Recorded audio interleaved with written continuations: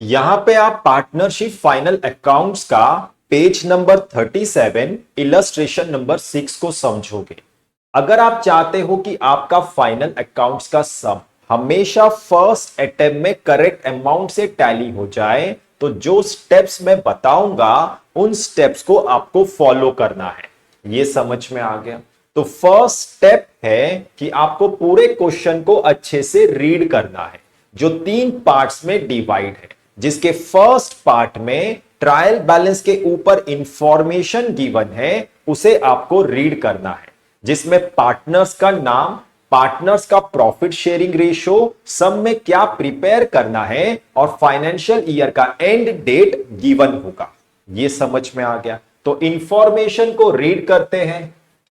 From the following trial balance of Shreyas and Mrunal and adjustments, you are required to prepare final accounts for the year ended 31st March 2019।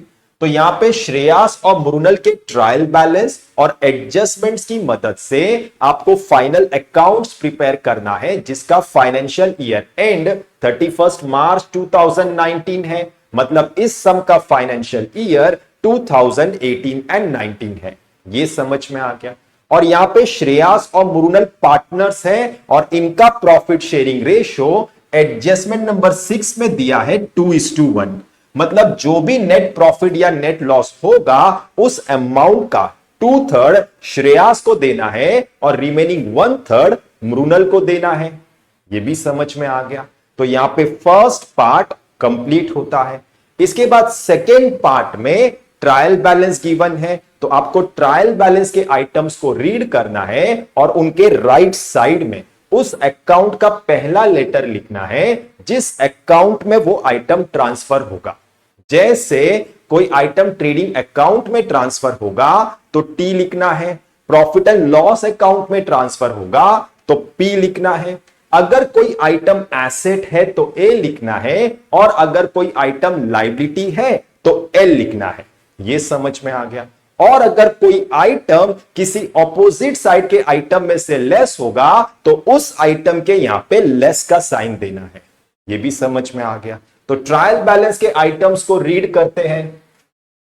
Capital accounts liability है, purchases trading में transfer होगा, sales trading में transfer होगा, bills receivable asset है, bills payable liability है, commission profit and loss में transfer होगा, salaries profit and loss में ट्रांसफर होगा, insurance 9 months profit and loss में ट्रांसफर होगा, प्रीपेड रेंट एसेट है, सन्ड्री क्रेडिटर्स लायबिलिटी है, सन्ड्री डेटर्स एसेट है, पोस्टेज प्रॉफिट एंड लॉस में ट्रांसफर होगा, फ्री होल्ड प्रीमाइसेस एसेट है, फर्नीचर एसेट है, bad debts profit and loss में ट्रांसफर होगा, कैश इन हैंड एसेट है, कैश एट बैंक एसेट है, कैरियज इनवर्ड ट्रेडिंग में ट्रांसफर होगा और carriage outward profit and loss में ट्रांसफर होगा। स्टॉक 1/4/2018 ये ओपनिंग स्टॉक है, ट्रेडिंग में ट्रांसफर होगा। अगर ये डेट नहीं दिया होता तो भी आपको ट्रायल बैलेंस के स्टॉक को ओपनिंग स्टॉक ही कंसीडर करना है। ये भी समझ में आ गया? इसके बाद रिटर्न्स, ये सेल्स रिटर्न्स है, इस सेल्स में से लेस होगा और ये परचेसेस रिटर्न्स है, इस परचेसेस में से लेस होगा तो यहां पे लेस का साइन देना है। वेजेस ट्रेडिंग में ट्रांसफर होगा, आउटस्टैंडिंग वेजेस लायबिलिटी है। ये समझ में आ गया? तो यहां पे सेकेंड पार्ट कंप्लीट होता है। इसके बाद थर्ड पार्ट में एडजस्टमेंट्स गिवन है, तो आपको एडजस्टमेंट्स को रीड करना है और उनके इफेक्ट्स को लिखना है। और जिस एडजस्टमेंट के इफेक्ट को ट्रायल बैलेंस के किसी आइटम में एडजस्ट करना है, उस आइटम के लेफ्ट साइड में उस एडजस्टमेंट का नंबर लिखना है। यह समझ में आ गया? और अगर ट्रायल बैलेंस के किसी आइटम में कोई हिडन एडजस्टमेंट है तो उस आइटम के यहां पे एच लिखना है।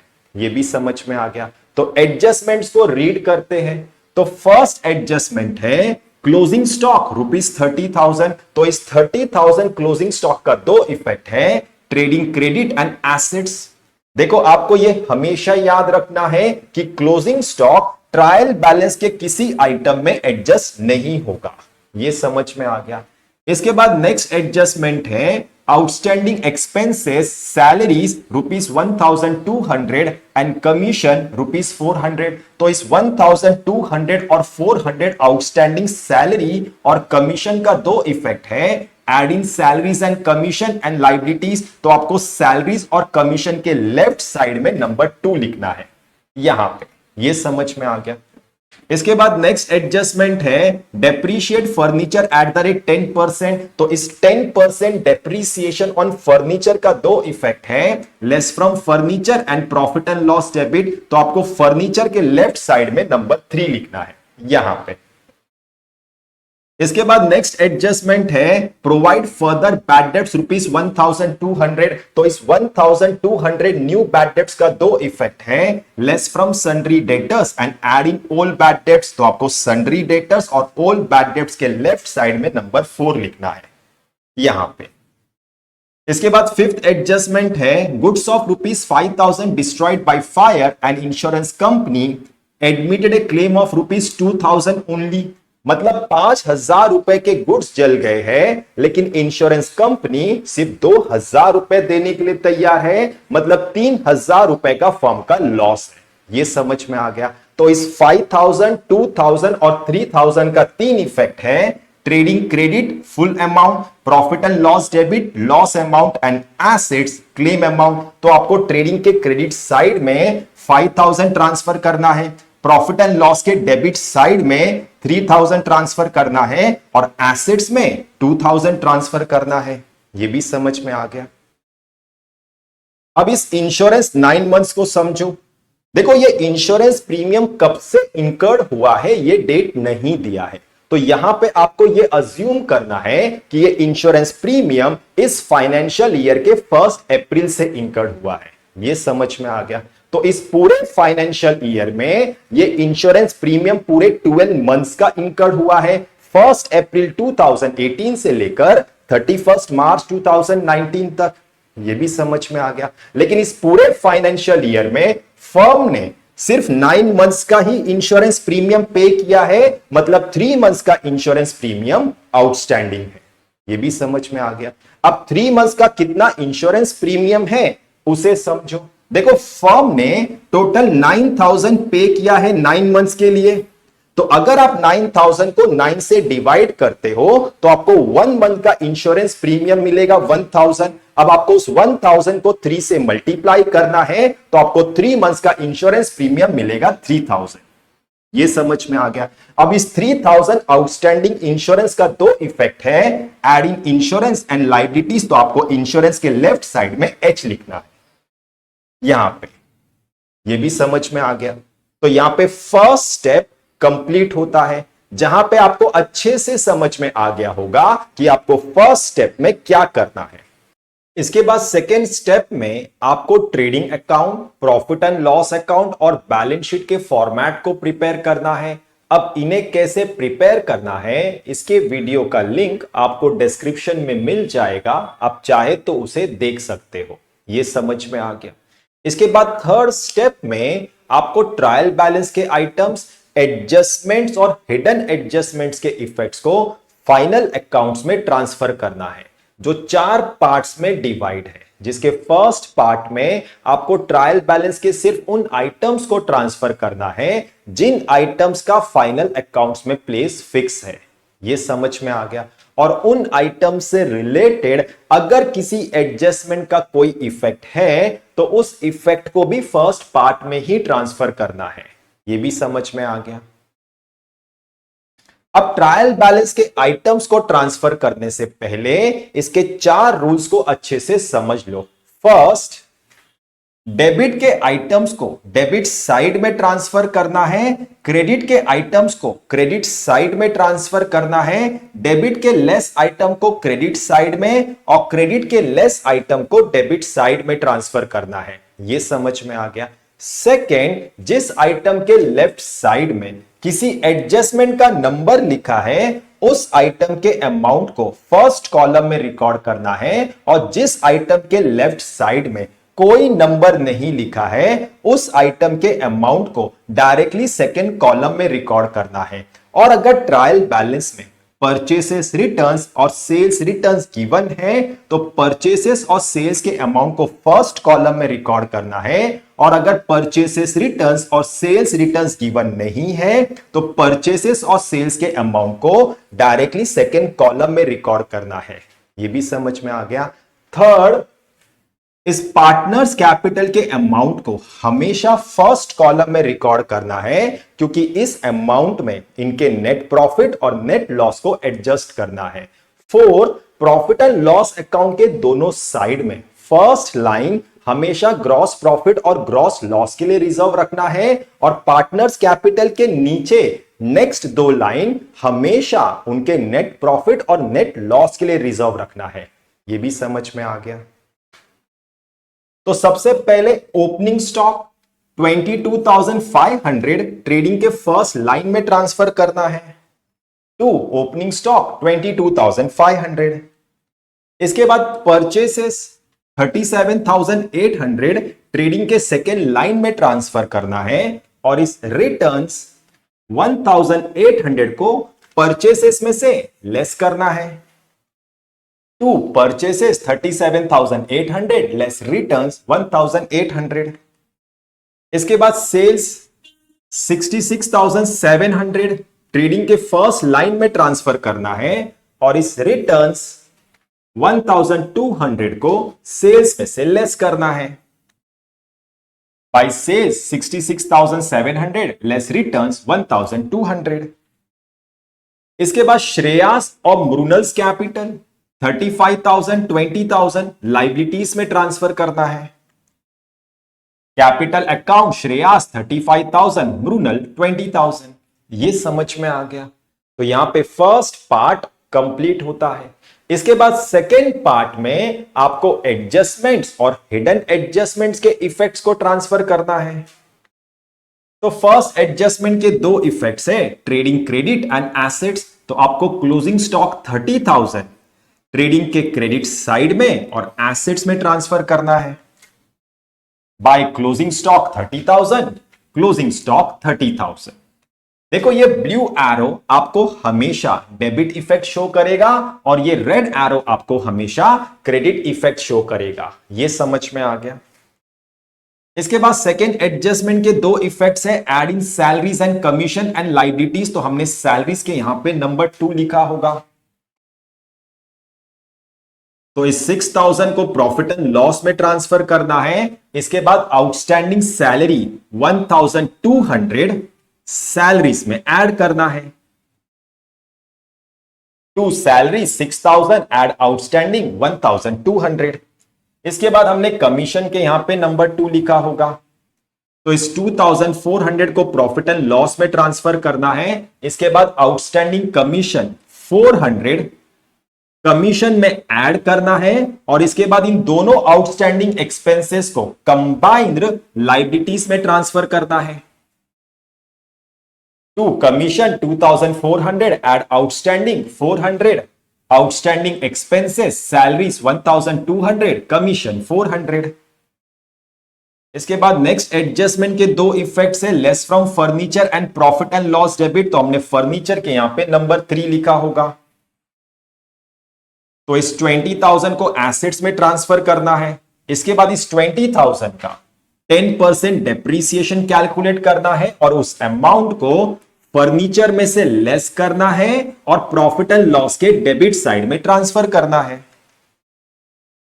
Furniture 20,000 into 10/100 2,000 less depreciation at the rate 10% 2,000 to depreciation on furniture 2,000।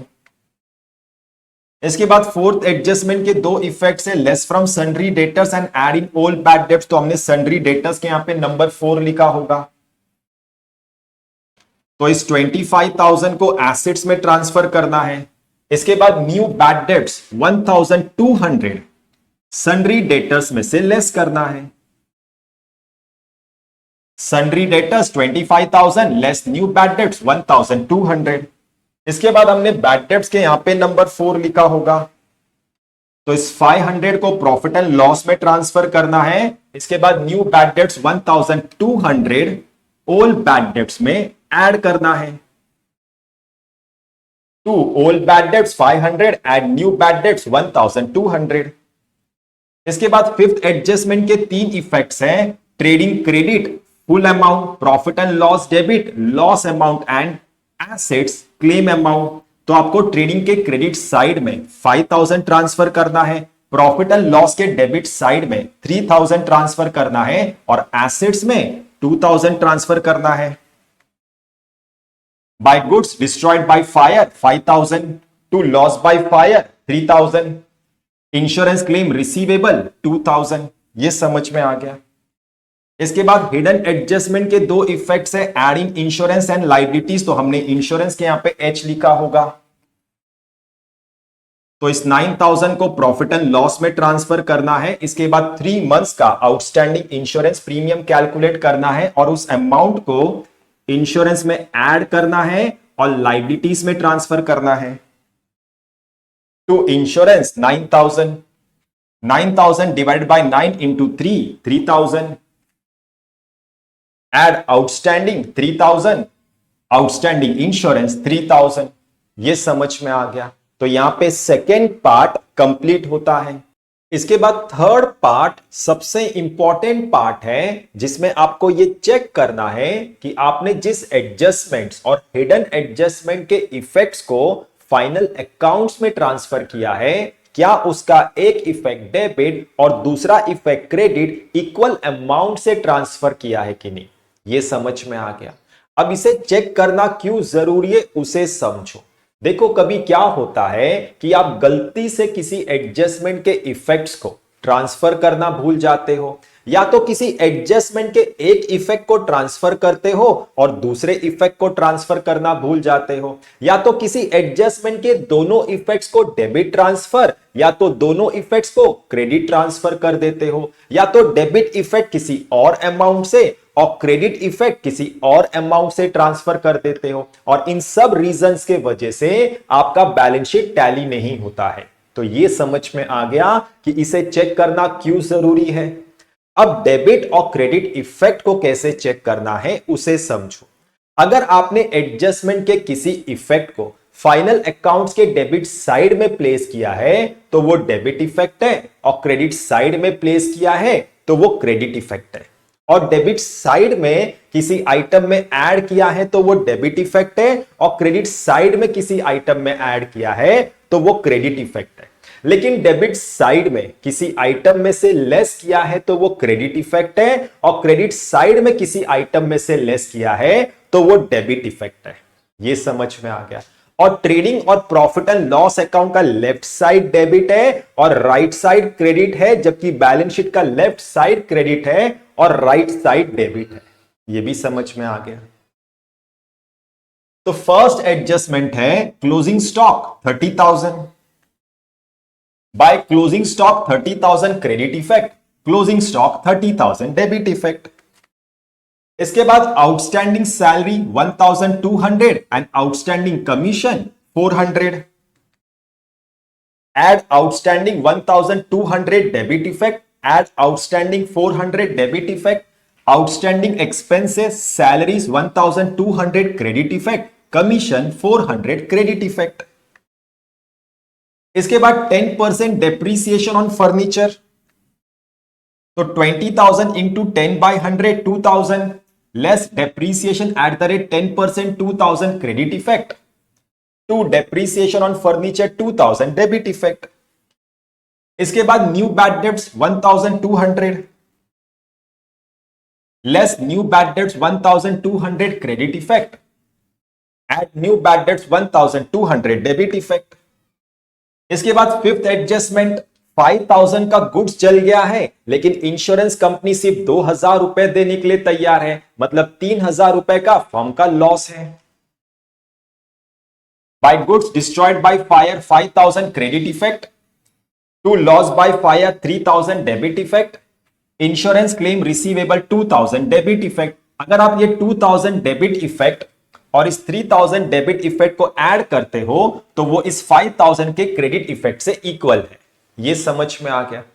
इसके बाद outstanding insurance premium for 3 months 9000 divide by 9 into 3000, add outstanding 3000 debit effect, outstanding insurance 3000 credit effect, ये समझ में आ गया। तो यहां पे थर्ड पार्ट कंप्लीट होता है। इसके बाद फोर्थ पार्ट में आपको ट्रायल बैलेंस के रिमेनिंग आइटम्स को ट्रांसफर करना है। तो कैपिटल अकाउंट्स हो चुका है, परचेसेस हो चुका है, सेल्स हो चुका है। इसके बाद बिल्स रिसीवेबल 8000 एसेट्स में ट्रांसफर करना है, बिल्स रिसीवेबल 8000। इसके बाद बिल्स पेबल 6500 लाइबिलिटीज में ट्रांसफर करना है, बिल्स पेबल 6500। इसके बाद कमीशन हो चुका है, सैलरीज हो चुका है, इंश्योरेंस हो चुका है। इसके बाद प्रीपेड रेंट 3000 एसेट्स में ट्रांसफर करना है, प्रीपेड रेंट 3000। इसके बाद सन्ड्री क्रेडिटर्स 48900 लाइबिलिटीज में ट्रांसफर करना है, सन्ड्री क्रेडिटर्स 48900। इसके बाद सन्ड्री डेटर्स हो चुका है। इसके बाद पोस्टेज 1700 प्रॉफिट एंड लॉस में ट्रांसफर करना है, टू पोस्टेज 1700। इसके बाद फ्री होल्ड प्रीमाइसेस 17300 एसेट्स में ट्रांसफर करना है, फ्री होल्ड प्रीमाइसेस 17300। इसके बाद फर्नीचर हो चुका है, बैड डेब्ट्स हो चुका है। इसके बाद कैश इन हैंड और कैश एट बैंक 4500 और 16000, इन दोनों को एसेट्स में ट्रांसफर करना है। Cash in hand 4500, cash at bank 16000। इसके बाद कैरियज इनवर्ड 800 ट्रेडिंग में ट्रांसफर करना है, टू कैरियज इनवर्ड 800। इसके बाद carriage outward 1700 profit and loss में ट्रांसफर करना है, टू कैरियज आउटवर्ड 1700। इसके बाद ओपनिंग स्टॉक हो चुका है, रिटर्न्स हो चुका है। इसके बाद वेजेस 3100 ट्रेडिंग में ट्रांसफर करना है, टू वेजेस 3100। इसके बाद आउटस्टैंडिंग वेजेस 1600 लाइबिलिटीज में ट्रांसफर करना है, आउटस्टैंडिंग वेजेस 1600। ये समझ में आ गया। तो यहां पे थर्ड स्टेप कंप्लीट होता है, जहां पे आपको अच्छे से समझ में आ गया होगा कि ट्रायल बैलेंस के आइटम्स, एडजस्टमेंट्स और हिडन एडजस्टमेंट्स के इफेक्ट्स को फाइनल अकाउंट्स में कैसे ट्रांसफर करना है। इसके बाद फोर्थ स्टेप में आपको रफ पेज में टोटलिंग करना है, जिसपे आपको एक ट्रेडिंग का टी, एक प्रॉफिट एंड लॉस का टी और एक बैलेंस शीट का टी ड्रॉ करना है। यह समझ में आ गया। इसके बाद आपको ट्रेडिंग के क्रेडिट और डेबिट साइड का टोटल करना है, और क्रेडिट साइड का टोटल है 1,05,000 और डेबिट साइड का टोटल है 62,400। इसके बाद आपको स्मॉलर अमाउंट को ग्रेटर अमाउंट में से लेस करना है, तो ये अमाउंट स्मॉलर है, तो इस 62,400 को 1,05,000 में से लेस करना है, तो आपको मिलेगा 38,100। ये समझ में आ गया। अब यहां पे ट्रेडिंग के क्रेडिट साइड का टोटल ग्रेटर है, तो ये 38,100 फर्म का ग्रॉस प्रॉफिट है, तो आपको इस अमाउंट के यहां पे पी लिखना है। ये भी समझ में आ गया। इसके बाद इस 38,100 को प्रॉफिट एंड लॉस के क्रेडिट साइड में ट्रांसफर करना है, और इस अमाउंट में प्रॉफिट एंड लॉस के क्रेडिट साइड के टोटल को ऐड करना है। अब यहां पे कोई भी अमाउंट नहीं है। इसके बाद प्रॉफिट एंड लॉस के डेबिट साइड का टोटल करना है, और डेबिट साइड का टोटल है 32,100। इसके बाद सेम स्मॉलर अमाउंट को ग्रेटर अमाउंट में से लेस करना है, तो 32,100 को 38,100 में से लेस करना है, तो आपको मिलेगा 6,000। ये समझ में आ गया।